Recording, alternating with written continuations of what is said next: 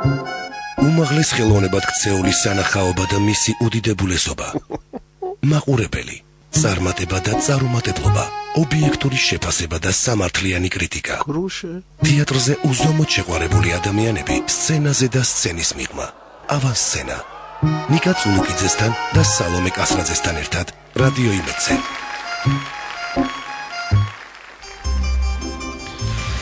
საღამომშვიდობის მოგესალმებით ძვირფასო რადიო მსმენელებო, დღეს სამშაბათია და სალომე კასრაძე და ნიკოლოზ წულუკიძე გიწევთ რადიო იმედის სტუდიაში თეატრზე სასაუბროდ. სასაუბროდ გადაცემაში ავანსცენა. დღეს ჩვენ ძალიან საინტერესო ეთერი გველის, ამიტომ გირჩევთ დარჩეთ ტალღაზე FM 105-სა და 9-ზე. არავითარ შემთხვევაში არ გადართოთ და მოусმინოთ საინტერესო ინფორმაცია, საინტერესო სიახლეებს, რა თქმა უნდა, რომელიც თეატრს ეხება. რადიო იმედი ყოველთვის ცდილობს ხოლმე გამოეხმაუროს ყველა იმ თეატრალურ სიახლეებს, რომელიც ერთი კვირის განმავლობაში სამშაბათიდან სამშაბათამდე ხდება და არც დღეს იქნება გამონაკლისი. ჩვენ ვისაუბროთ ერთ ძალიან მნიშვნელოვან ამბავს, რომელიც მართალია საქართველოში არ მოხდა, თუმცა ქართული დრამატურგია ჩართულია. სალომე, მიდი შენ წარადგინე ხეს. ესე იგი, ჩვენი გადაცემის დასაწყისში ვისაუბრებთ დრამატურგების საერთაშორისო ფესტივალზე თანამედროვეობის რეაბილიტაცია, რომელიც უკვე მესამედ გაიმართა ერევანში. იქ იმყოფებოდნენ ჩვენი სტუმრები მაკა ვასაძე და დრამატურგი ოთარ პერტახია. სწორედ ოთარ პერტახიას პიესას ლიფტში, ასეთ სახელწოდებით, მოჰყვა დიდი გამოხმაურება ფესტივალზე. საღამომშვიდობისა, დიდი მადლობა სტუმრობისთვის. მოგესალმებით. მაკა, პირველი შეკითხვა მინდა შენ მაინც როგორც თეატრ მცოდნეს დაგისვა, იმიტომ რომ თეატრონები მაინც ისე გვერდიდან აფასებენ მოვლენებს. რა ხდებოდა სომხეთში, როგორი ფესტივალი იყო, როგორი შეხვედრა უფრო სწორად და რამდენად მნიშვნელოვანია მსგავსი შეხვედრა? ესე იგი, მე მოკლედ მოგითხრობთ ამ ფესტივალის შესახებ. ეს არის თანამედროვე დრამატურგიის ფესტივალი. პირველად ეს ფესტივალი გაიმართა სომხეთში, ერევანში 2010 წელს და მაშინ ეს იყო საერთაშორისო ფესტივალი და საქართველოდანაც კონკურსის სახით იქნა შერჩეული თამარ ბართაიას პიესა, ხოლო ქართულ თანამედროვე დრამატურგიის პროცესებზე მაშინ დავით ბუხრიკიძემ წაიკითხა მოხსენება. შემდეგ გამოიცა საკმაოდ სქელტანიანი წიგნი, უკვე გამარჯვებული დრამატურგების პიესები გამოიცა ორ ენაზე, მგონი ორ ენაზე გამოიცა, ხო? ოთარ ეს იყო ინგლისურად, სომხურად და რუსულად, ხო, სამენოვანი საკმაოდ სქელტანიანი წიგნი, რომელშიც ჩვენი სახელგანთქმული უკვე შეიძლება ითქვას თამარ ბართაიას პიესა არის. შემდეგ უკვე მათ ვეღარ იშოვეს თანხა იმისთვის, რომ ეს ფესტივალი ისევ საერთაშორისო ყოფილიყო, მაგრამ 11 წელს, 12 წელს ჩაატარეს ადგილობრივად სომხეთის რეგიონალური ფესტივალი დრამატურგების და ეს ძირითადად არის რეჟისორების და დრამატურგების შეხვედრის ადგილი, ეს ფესტივალი, სადაც დრამატურგები კითხულობენ თავის პიესებს, რეჟისორები უსმენენ, შემდეგ არის და თეატროდნეები, შემდეგ არის გარჩევა ამ პიესების, რეჟისორები თავის აზრს, როგორ დადგამდნენ, თქვათ, ამა თუ იმ პიესას და ასე შემდეგ. ძალიან საინტერესო დისკუსია იმართება ხოლმე ამ ფესტივალის დროს. წელს ისევ რაღაც საერთაშორისო ხასიათის მიცემა სურდათ ამ ფესტივალისთვის, მაგრამ ვერ გასწვდნენ მთელ ევროპასა და მსოფლიოს, ასე ვთქვათ, და საქართველოდან მიიწვიეს ორი, ანუ კონკურსის სახით ისევ შეირჩა ორი დრამატურგის, ბატონ ოთარ პერტახიას პიესა ლიფტში, რომელსაც ქართველი მკითხველი თუ მაყურებელი უკვე კარგად იცნობს, იმიტომ რომ ვერიკოს თეატრში არის დადგმული ეს პიესა. დადგა გიორგი სიხარულიძემ და თამაშობდა აბულაძე მალხაზი. და მეორე პიესა, მეორე დრამატურგის ეს იყო ბაჩო კვირტიას პიესა შებინდებიდან გათენებამდე. მინდა გითხრათ სიამაყით, რომ ამ ორმა პიესამ გამოიწვია ერთგვარი ფურორი, აჟიოტაჟი, ერთმანეთს ხელიდან სტაცებდნენ სომეხი რეჟისორები და მთარგმნელები და დრამატურგები, რომ ითარგმნოს ეს ორივე პიესა. ოთარის პიესაზე, ოთარს შეთავაზება აქვს, რომ ორ თეატრში ერევნის ეს პიესა დაიდგმება და აი ოთარი თვითონ მოგიყვებათ ამ ოთარ გითხარით, როგორია, როდესაც აი ესეთ კონკურსში იღებთ მონაწილეობას ჩვენს მეზობელ ქვეყანაში. რომელსაც ესეთი რეზონანსი მოყვება. მოგესალმებით. პირველ რიგში უნდა აღნიშნო ლაშა ჩხარტიშვილის დამსახურება, იმიტომ რომ ლაშა ყოველთვის ცდილობს რომ მსგავსი რაღაცა თუ იმართება, გააგებინოს დრამატურგებს, გააგებინოს რეჟისორებს, ჩააყენოს ყველანი საქმის კურსში, პოსტავს აქტიურად Facebook-ზე და აი ასეთ აღმოვაჩინე მეც მისი პოსტი რომ ერევანში იმართება მსგავსი საერთაშორისო დრამატურგების კონკურსი და ლაშა პირდაპირ თხოვდა დრამატურგებს რომ თუ ვინმეს გაქვთ რუსულად თარგმნილი პიესა მომაწოდეთო და მეო ესე იგივე მივაწოდიო კომისია. ცოტა ხნის წინ იყო ეს პოსტი ლაშას. დიახ და აღმოჩნდა ისე რომ ამ პერიოდისათვის ესე იგი მე უკვე თარგმნილი მქონდა ჩემი ერთ-ერთი პიესა, ძალიან დიდი მადლობა მთარგმნელებს ნანა გოგოლაძეს და ვინც რედაქტირება გაუწია ტექსტს არაჩვეულებრივ პოეტს ინა კულიშოვას და მზად მქონდა ეს ტექსტი და მე დავეკონტაქტე ლაშას და მე უთხარი რომ აი მეც მაქვს მზად და ხო არ გამოვშამეთქი პიესა და ლაშა მითხრა კი ბატონო და ესე იყო რომ გააგზავნეს აქედა რამდენიმე პიესა და ერთ-ერთი იყო ჩემი და ესე შეირჩა კომისიის მიერ იცით რა არის აი მსგავსი სახის კონკურსი არის ძალიან კარგი ჯერ ესეთი ძალიან ბევრი გამოცდილება გვეძლევა ჩვენ და პირველ რიგში თეატრი ეს ხომ კომუნიკაცია არის და ეს არის ძალიან საინტერესო არის იმ თვალსაზრისით რომ ჩვენ ხვდებით ჩვენს მეზობლად მცხოვრებ დრამატურგებს იმ დრამატურგებს რომელსაც საერთო გამოცდილება გვაქვს მე ვგულისხმობ პოსტსაბჭოთა ასე ვთქვათ პერიოდს ვეცნობით ვის რა პრობლემები გვაწუხებს რა მსგავსება არის ამ პრობლემებს შორის ან რა განსხვავება არის დაუშვათ სად არის ჩვენი საერთო შეხების წერტილები რაში ვუგებთ ერთმანეთს რაში შეგვიძლია ერთმანეთს დავეხმაროთ და რომელი პრობლემის გადაწყვეტაში შეგვიძლია რომ ერთმანეთს რაღაც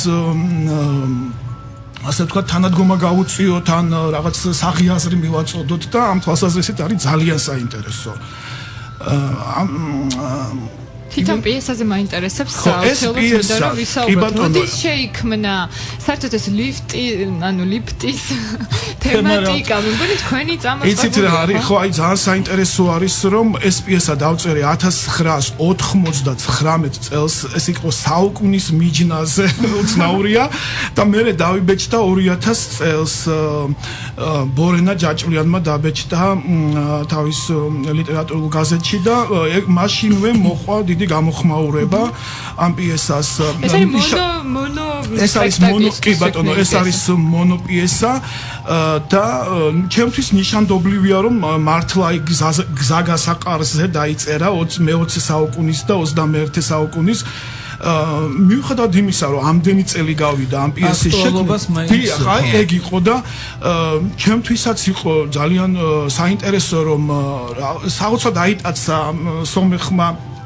მაყურებელმაც რეჟისორებმაც დრამატურგებმაც კრიტიკოსებმა იმიტომ რომ კრიტიკოსებისგან იყო რაღაც მაკა ილაპარაკეს ალბათ ამაზე გამოხმაურება იცით რა რის მანდ მთავარი რომ პიროვნება რომელიც დგას ზუსტად აი ამ რაღაც ახალი ეპოქის სუნთქვას გრძნობს თავის თავში და გონია რომ აი ეს მდგომარეობა ეს სიტუაცია რაც მის ირგვლივ ტრიალებს თითქოს წნეხის ქვეშ არის და რაღაც ცდილობს გამოსავალი იპოვოს მაგრამ აი საბოლოო ჯამში ხვდება რომ თავის თავში არის რაღაც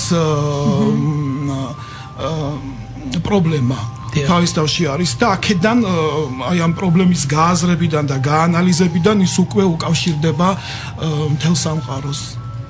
აი ესეთი გასვლა მაგრამ როგორ ფიქრობ რამდენად მნიშვნელოვანია და ხო არ არის საჭირო ჩვენც მანან ანთაძე არაჩვეულებრივ საქმეს აკეთებს თუმცა აი რაც მეტი პოპულარიზაცია იქნება და შეახვედრებენ დრამატურგს და რეჟისორს ერთმანეთს უფრო პროცესი საინტერესო გახდება არაჩვეულებრივი იდეა და რაც ნახე აი მართლა ნიკა ეხა იქ რო ყოფილიყავი მიხვდებოდი რამდენად საჭიროა რომ რეჟისორი ესწრებოდეს პიესის კითხვას დრამატურგები თვითონ კითხულობდნენ ამ თავის პიესებს, ну, ვისაც არ შეუულია კითხვა, იქ ეხმარებოდნენ ერთმანეთს და ასე შემდეგ და იქვე მე ხდებოდა გარჩევა კი არა, თქვა თავისი კონცეფცია, როგორ ხედავს რეჟისორი ამ პიესას, რა მოსწონს, რა შენიშვნები აქვს, რა პრობლემატიკას წამოწევდა წინ.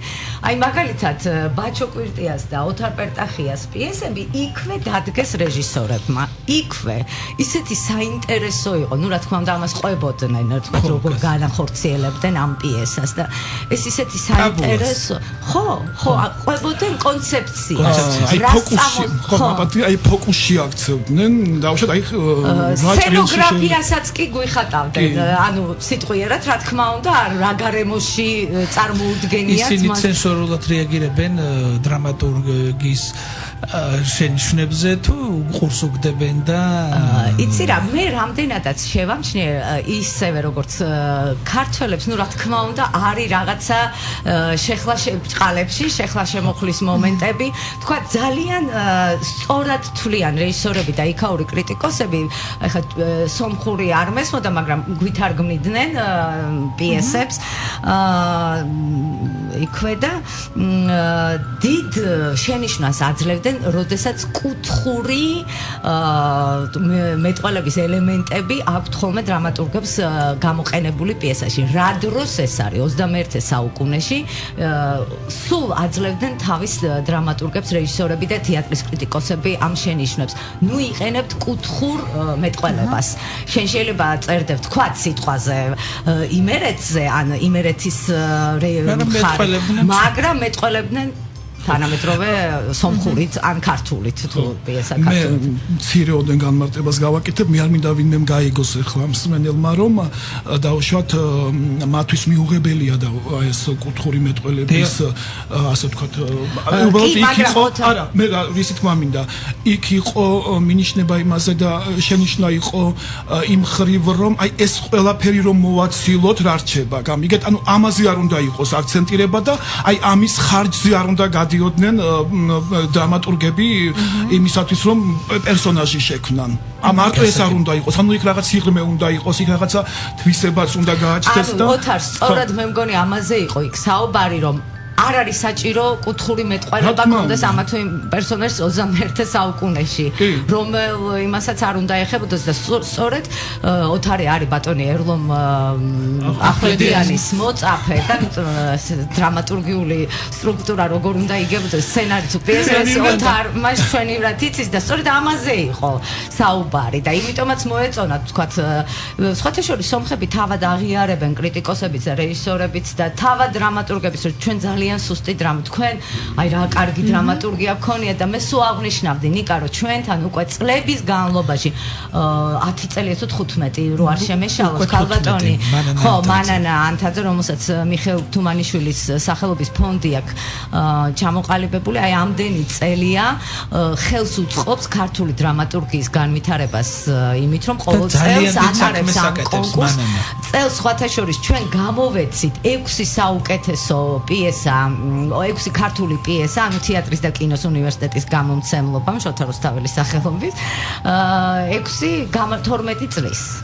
კი, ნამდვილად მე ვიყავი ჟიურის წევრი ამ კონკურსზე და მიხარია რომ აი ესეთი ღირებული პიესები იქნება სეზონის განმავლობაში. მე მაინტერესებს საერთოდ რა ტენდენციები იყო ამ ფესტივალზე, რა პრობლემატიკაზე ამახვილებდნენ ყურადღება. საინტერესოა სომხეთში რა თემატიკა არის რა თქმა უნდა ამახვილებ, ნუ იცით რა, ის რომ ვთქვათ აი ციტატას მოგიყვანთ, ვინც არის ამ ფესტივალის სულისჩამდგმელი დამაარსებელი, ეს ორი ადამიანია, ერთი არის არა ხმზლიანი და ასე გამოითქვის, იგი არის ამ ფესტივალის პრეზიდენტი და სათეატრო შემოქმედებითი ასოციაცია აქვს შექმნილი და ამის პრეზიდენტი და მეორე გახლავთ კარინე ხოდაკიანი, რომელიც თავად დრამატურგია და რომელიც არის რედაქტორი ჟურნალისა დრამატურგია და მიუხედავად ფინანსური გაჭირვებისა, ნუ ისევე როგორც საქართველოს სომხეთსაც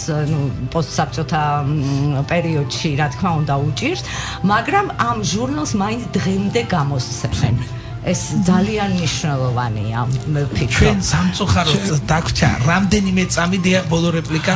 არა, აი ამ ჟურნალის თაობაზე, იმიტომ რომ ეს მართლა შესაშური საქმე არის, საერთოდ მომეწონა მათი დამოკიდებულება საკითხისადმი, პრობლემისადმი, ინტერესი, აი თითქოს ერთსულოვანი არიან აი ამ საქმეში, ოღონდ რაღაცა გააკეთონ, ოღონდ რაღაც წინ წადგან ნაბიჯი და ეს ამ ხრი საინტერესო და დღემდე გამოსცემენ სპეციალურ ჟურნალს დრამატურგიაში. მე იმედი დავიტოვოთ, მაგარო ჩვენ გვექნება ასეთი ჟურნალი.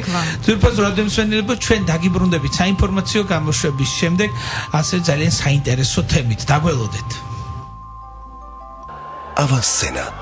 ნიკა წულუკიძესთან და სალომე კასრაძესთან ერთად რადიო იმედზე.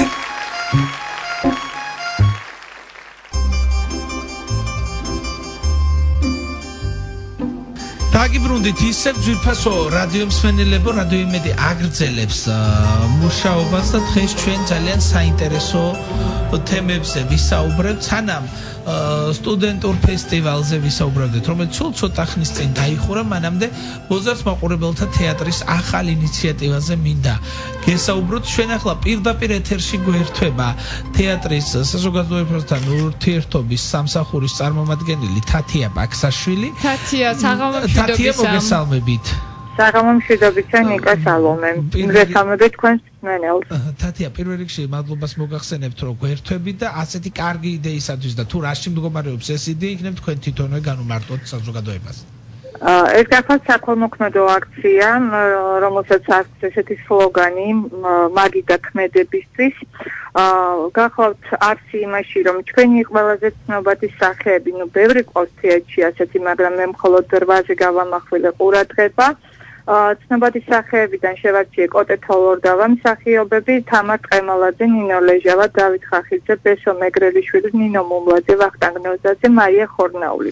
ეს ადამიანები და მსახიობები არიან, რომლებიც სხვადასხვა სერიალებიდან ახსოვს ასე ვთქვათ მაყურებელს, დღემდე გადის ეს სერიალები ძალიან დიდი პოპულარობით და სარგებლობენ ასე ვთქვათ პოპულარობით. იგივე დავუშვათ ჩემი ცოლის დაქალები და რომ გადახვალ გააჩერე ეს მე მგონი იუმორისტული სერიალია თქვენს არხზე იმედზე. ანუ აქცია რაში მდგომარეობს? აქცია იმაში მდგომარეობს, რომ რესტორან დაუნთაუნში, ეს გახლავთ ტაბიძის გალაქტიონ ტაბიძის ქუჩაზე, მდებარე ნომერ 7 ნომერში, რესტორანში მოსულ სტუმრებს ისინი მოემსახურებიან როგორც მიმტანები. მიმტანების ამპლუაში, სხვა ამპლუაში, განსხვავებულ ამპლუაში წარსდგებიან იქ მოსული სტუმრების წინაშე, ისე რომ ერთი შეხედვით, შეიძლება ეს სასიამოვნო გარემო, გართობა თუ სხვა რამე, ეს ყველაფერი მოხმარდება, ასე ვთქვათ, საქველმოქმედო საქმიანობას, აქ შემოსული თანხა, აბსოლუტურად ყველაფერი გადაერიცხება კოჯრის შეზღუდული შესაძლებლობების მქონე პირთა ბავშვთა სახლს. და ეს ყველაფერი იქნება ახალ წელს, ხო თათია? არა, ეს ყველაფერი იქნება წინა საახალწლოდ 15 დეკემბერს. მე არ მინდოდა სპეციალურად ახალი წელი ამომერჩია, უბრალოდ ასე მოხდა, განრიგი ესე აეწყო.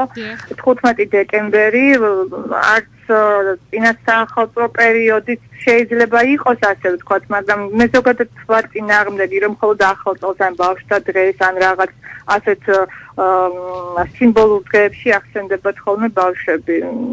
მე ამის წინააღმდეგ წავედი, ასე ვთქვათ, გამოვიდა წინა საახალწლო, მაგრამ ეს ის სახლია, რომელსაც ყველაზე მეტად უჭირს.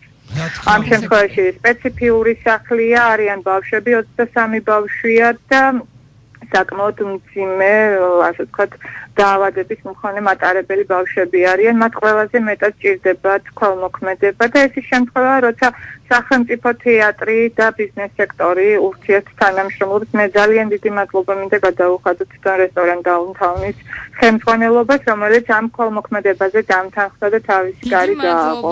დიდი მადლობა თათია. მე მინდა რომ შევახსენო უბრალოდ რომ ეს აქცია 15 დეკემბერს გაიმართება, კვირა დღეს 5 საღამოს 5 საათიდან.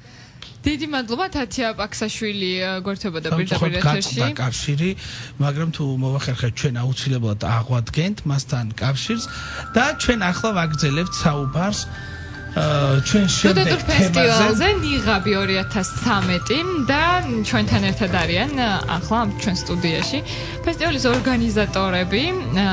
დიდი მადლობა სტუმრობისთვის. მოდი წარუდგინეთ საკუთარი თავი ჩვენს მსმენელს და შემდეგ უკვე ვისაუბროთ ფესტივალზე. ლიკა გაბროშვილი. გამარჯობა, მოგესალმებით. ნათია გუჯაბიძე. საღამოშვიდობისა.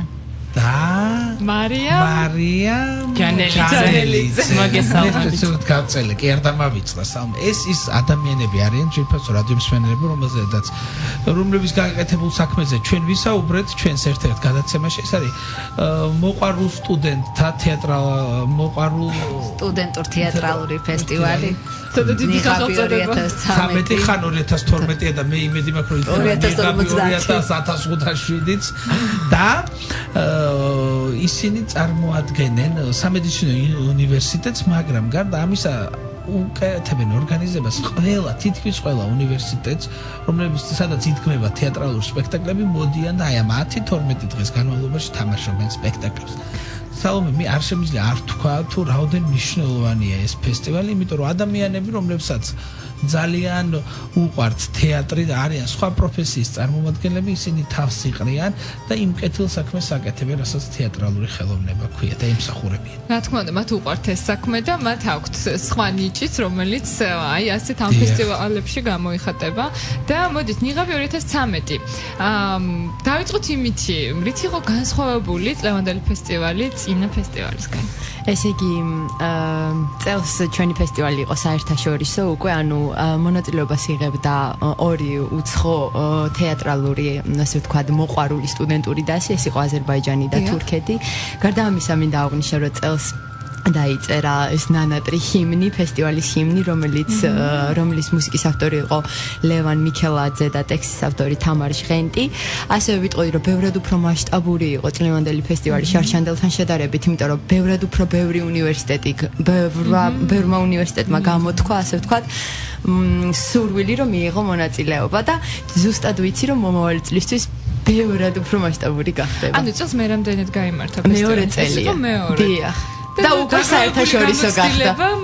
ესე იგი, უფრო მასშტაბური გახადა ეს ფესტივალი და უფრო საინტერესო. საინტერესოა ის თუ რა თემატიკაზე იდგმებოდა სპექტაკლები და ყველაზე გამორჩეული რომელი უნივერსიტეტი იყო. თუ სამედიცინოს არ ჩავთვლით ალბათ. და იყო სხვადასხვა თემა, ანუ არ იყო ესეთი კრიტერიუმები და მოთხოვნილება, რომ უნდა ყოფილიყო ან კომედია, ან ტრაგედია, ან რაღაცა აკრძალვები. ანუ ყველანაირ თემაზე იყო ძალიან კარგი სპექტაკლები, თითქმის ანუ კმაყოფილები ვართ ყველა სპექტაკლით. და საბოლოო ჯამში ეს 9 დღე, ანუ 9 დღე მიმდინარეობდა, მე 10 დღეს უკვე დახურვა იყო, 9 დღის მანძილზე აბსოლუტურად ყოველ დღე იყო ერთმანეთისგან განსხვავებული სპექტაკლები, რომელსაც წარმოადგენდნენ მოყვარული სტუდენტები. ნათია, ესე იგი, შენ სულ მიყვარს როგორ ასწრებს სპექტაკლის დამდგმელიც ხარ, ესეთი ორგანიზატორი, ესეთი სიცოცხლის მიმნიჭებელი და თან ყოველთვის ვცდილობ არა ჩვენ სპექტაკლებს არ მისცეთ პრიზები სხვა რომ ყველა გამოვლინდეს და გამოჩინდეს. აი საიდან დაგებადათ ეს იდეა და როგორ დაიწყეთ ამ საქმის კეთება? კი ბატონო, მოგახსენებთ 10 წლის წინ, ანუ როდესაც სამედიცინო უნივერსიტეტში ჩამოვაყალიბე დასი, ჰიგია, ასე ვთქვათ, ჩვენი მაყურებელი იყო მხოლოდ სტუდენტების მშობლები ან პროფესორ-მასწავლებლები და უცებ მივხვდით, რომ სხვადასხვა თეატრებშიც არსებობს ესეთი დასები, სხვადასხვა უნივერსიტეტებშიც არსებობს ესეთი დასები, რომელსაც პრემიერებზე, სპექტაკლებზე არ დავდივართ ჩვენ, არც ისინი დადიან ჩვენ სპექტაკლებზე. აქედან გამომდინარე, მივიღეთ რაღაც, ანუ შევიკრიბეთ ის გუნდი, ის სტაფი, რომელიც დღეს თქვენ წინაშია და გადავწყვიტეთ, რომ გაგვეკეთებინა რაიმე პროექტი, რომლითაც ამ მაყურებლებს, ამ სტუდენტებს ერთმანეთთან დავაკავშირებდით და თუ რა მივიღეთ ეს ფესტივალი ნიღაბი, რომელიც უკვე უზრუნველყოფს სხვადასხვა უნივერსიტეტების თეატრების წარმოჩინებას, სტუდენტების გაცნობას ერთმანეთთან, დისკუსიებს და შემდეგ უკვე ჟიურის სახით, რომელშიც ბატონი ნიკა, კიდევ ერთხელ განმეორდები და ვიტყვი, რომ იყო აბსოლუტურად წინა წლის არჩეული, ნამდვილად ყველა სტუდენტის გამო ნამდვილად წინა წელს ჩატარებული ყველა კვლევაში იყო იქ ზოგი ამას წერდა ზოგი იმას, მაგრამ ნიკა წულუკიძე იყო პიროვნება, რომელზედაც ყველა წერდა გვინდა გთხოვთ ეს თქვენი ფესტივალის ერთ-ერთი წარმატება ეს ადამიანი და ჩვენც ნამდვილად ორგანიზატორებიც ესე ვთვლით, რომ ნიკა წულუკიძის არსებობა ჩვენი ფესტივალისთვის იყო აი როგორ გითხრათ სიძლიერე მუხტი, იმიტომ რომ ყველა სპექტაკლს სურათებიდანაც ჩანს სხვა შორის გუშინ ვათვალიერებდით რა თვალებით უყურებ რა მუხტს აძლევს სტუდენტებს და ისინიც ნუ ყველა ამას აღნიშნავს რომ ნიკასგან მოდიოდა ყველაფერი. რამდენი უნივერსიტეტი იღებდა მონაწილეობას? წელს იღებდა 9 უნივერსიტეტი, აქედან 7 საქართველოდან და 2 უცხოეთიდან, 7 საქართველოდან, უნდა აღვნიშნოთ, რომ აქედან 2 იყო რაიონიდან, ქუთაისი და ბათუმი, რომლებმაც აი ნამდვილად სასიამოვნო თავეწლება დაატოვეს და დამეგობრდნენ თბილისის ყველა უნივერსიტეტის ბავშვებთან და არის მიმოწერა, რომ ჩვენთან ჩამოდით. სოციალურ ქსელში შეიქმნა ჯგუფი, სადაც უკვე აზერბაიჯანი, თურქეთი და საქართველო ერთ გუნდად გაერთიანდა და ფრენდრეკასტი თურქმან მსახიობ ანუ ერთი გუნდი, დიდი გუნდი, რომელიც ზეიმობს ერთი კვირის განმავლობაში, ეს არის ჩვენი ფესტივალი. ძალიან საინტერესოა ის, რომ მე მაინტერესებს თუ გადაწყვეტენ აზერბაიჯანში, თუნდაც თურქეთში აი მსგავსი ფესტივალის გაკეთებას და თქვენს მიპატიჟებას. პროექტებზე უკვე არის ასოციაციასთან, ანუ დაკონტაქტება და საუბარი, რომ ანუ მოდით ერთად ვიმუშაოთ რაღაც სხვადასხვა პროექტებზე და ასე ვთქვათ, საუბრის ქვეშ არის ეს განხილვის ქვეშ არის ესე ყველაფერი. და რომელი კურსის სტუდენტებს შეეძლოთ მონაწილეობა? თუ აქ შეზღუდული არ იყო? არა, მთავარი არის, რომ იყოს სტუდენტი. ანუ პირველი, მეორე, მესამე, მეოთხე დაჟე მაგისტრატურასაც შეუძლია. კი, დოქტორატურას რეზიდენტურასაც კი. და არ იყოს თეატრალური სტუდენტი, იყოს მოყვარული. პირველი ერთადერთი შეზღუდვა რაც არის, რომ არ იყოს თეატრალური სტუდენტი, რადგან ეს მათთვის პროფესიაა და ჩვენი არის მოყვარულ სტუდენტურ ფესტივალი. წინა წელს გვყავდა სხვა შორის თეატრალურიდან წარმომადგენელი ერთ-ერთი სტუდენტი, რომელიც აფასებდა ასეთ შესანიშნავ ჟიურისთან ერთად და წელს რატომღაც ხო ანუ თითო უნივერსიტეტი თითო სპექტაკლს წარმოადგენდა, ხო? თუ 9 წარმოადგენენ, მაგრამ ხო, ანუ მაინც მაინტერესებს საუბრის ბოლოს შენი შეფასება, რომელი უნივერსიტეტი იყო გამორჩეული? მე გამოვყოფდი, ესე იგი, რასაკვირველია. სამედიცინო უნივერსიტეტს, გრიგოლ რობაქიძის უნივერსიტეტს, თბილისის სახელმწიფო უნივერსიტეტი. ნომინაციებზეც აისახება. ეს სამი სპექტაკლი იყო განსაკუთრებულად ესეთ პროფესიული და ღირსეული. არ ნაკლები სხვებიც, მაგრამ აი ჩემთვის უფრო ეს სამი სპექტაკლი იყო.